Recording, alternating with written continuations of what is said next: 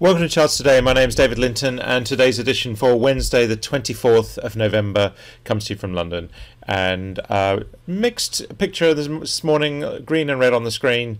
So let's take a look. So we start by looking at the dollar pushing higher again.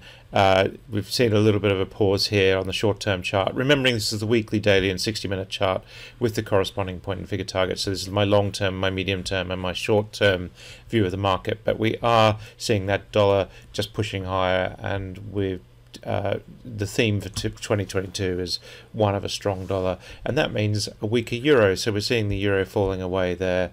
No big surprises there. And against the yen, we're back above that 115 level for the dollar, just edging higher all the time. Another strong showing this week against the yen.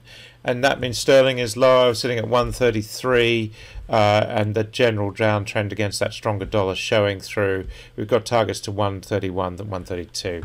Taking a look at the euro against sterling, we're sitting at 119, so sterling holding its levels there, looking pretty strong.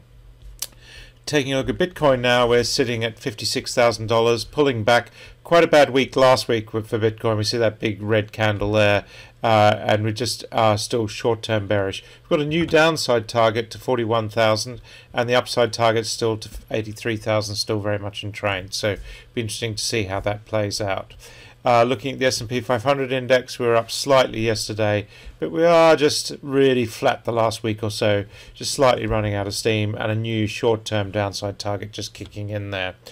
The futures this morning are down very slightly, and the VIX volatility has pulled back below the 20-point level, so that's quite key for the fear index. Looking at the FTSE future, we're up 0.4% this morning. The DAX in Germany slightly higher, and the CAC on top a little bit as well, so European markets just flat. Japan was down 1.2%, so not good news there for Japanese stocks, just falling back below the cloud on the short-term chart. We were up very slightly on Hong Kong and Shanghai, and in India we were down very slightly. So actually Asian markets, bar Japan, were pretty flat. We'll look at the energy mix in a minute. Just looking at some of the soft commodities, looking at sugar. I was looking at this morning. Strong upside targets there for sugar. We're seeing soft commodities starting to look very strong indeed. Wheat also looking stronger there as well, and corn having made a recovery there, starting to look better as well. Gold fell below the magic $1,800 level. It's not great news to be back below $1,800 for gold. Strong dollar not helping there, of course. So we are just seeing targets in either direction. Note the downside targets are not activated though on that long-term chart, so we have to wait and see.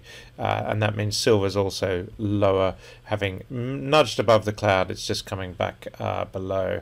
Palladium is actually at 1.7% this morning, but that has been quite a malaise, that trend falling lower and below on the long-term chart. US 10-year yields, we talked about this yesterday, giving the new target. That target was activated yesterday. Note that we said that a move above that level activated that target, so that's happened, and so we've now got targets in train for 2.07, 2.1%. So we're going to go above 2% on the 10-year yield, and that's not good news for the German Bund. The Bund future here, really below 167, we would see the bond market starting to look very worrying in Europe, so we've just got to keep an eye on that. The energy mix this morning, Brent Crude is actually up 0.75% and WTI up 0.8%. The US announcing releasing more of the strategic reserve, not actually impacting the price the way you'd expect. So the prices have gone up rather than down on the news that there'll be more oil released, but the market just doesn't see that as significant, and so we are pushing higher, and we've got a new upside target to $90 on Brent Crude. So the fact is that that news has not had an impact really.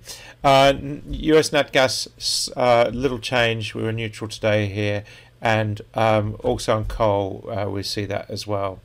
So interesting there. Sorry, on emissions as well, and MBP.